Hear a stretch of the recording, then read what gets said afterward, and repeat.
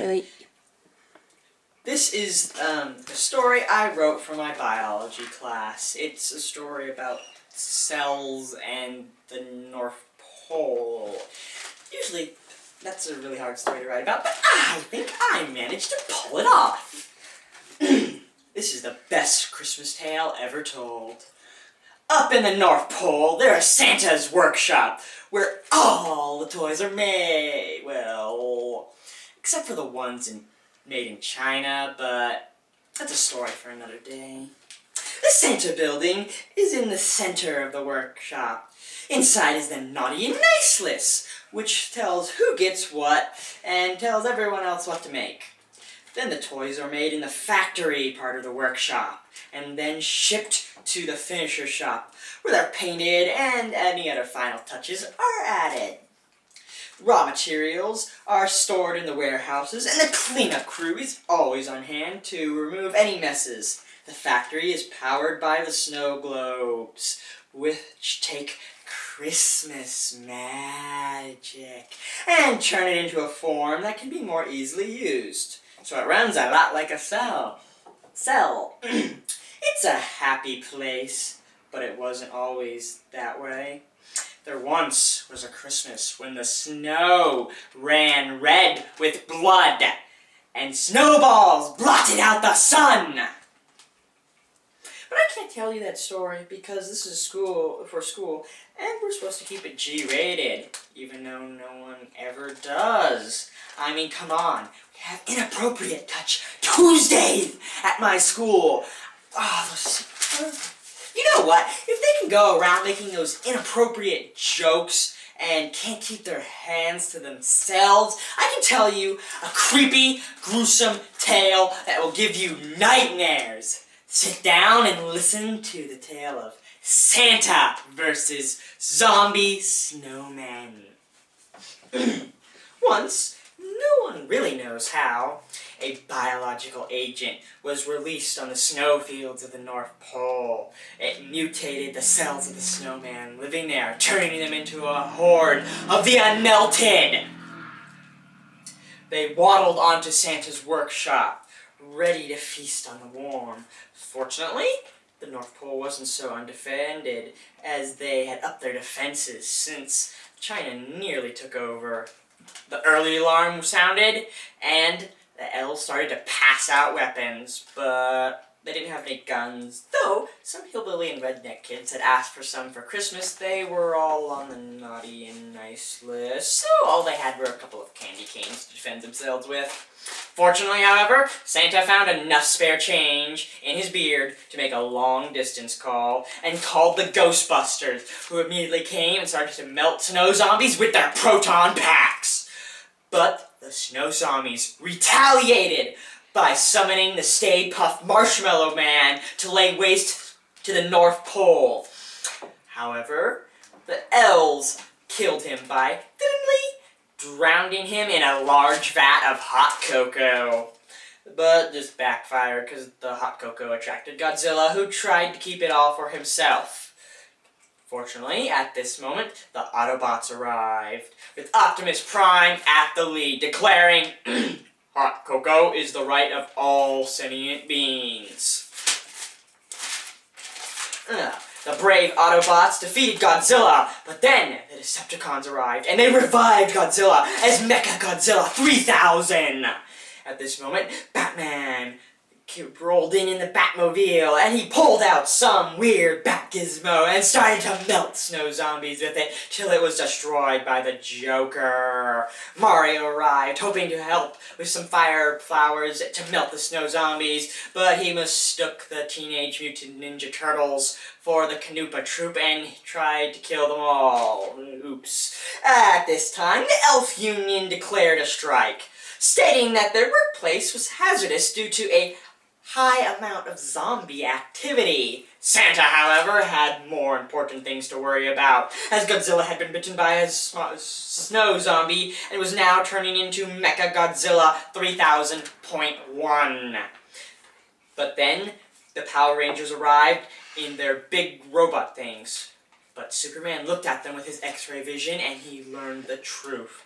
The Teletubbies are actually the Power Rangers in disguise. Oh wait, I mixed up. The Power Rangers are the Teletubbies in disguise! Just at that moment, though, the entire North Pole went dark. And everyone stopped and turned to see what was blocking the sun.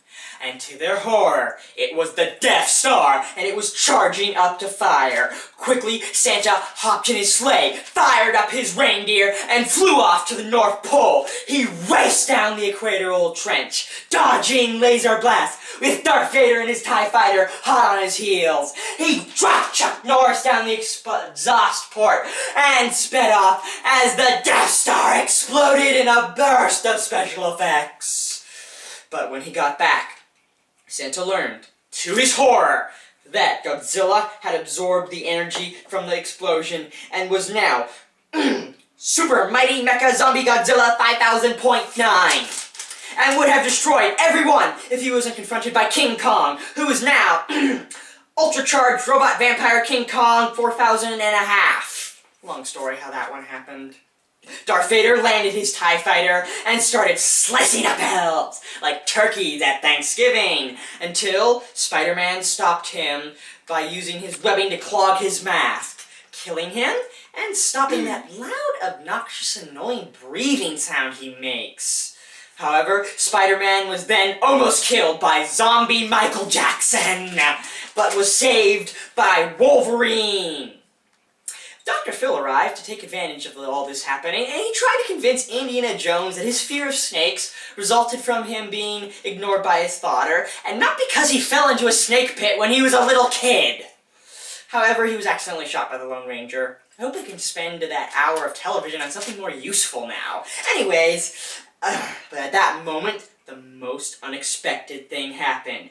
Doctor Who's time-traveling porter-potty thing appeared, and out stepped Doctor Who and Spock from the future! Yeah, live long and prosperous, however you do that. Anyways, future Spock told them of a horrible fate when, in the future, music, movies, and literature had been ruined by the combined efforts of Justin Bieber and Twilight.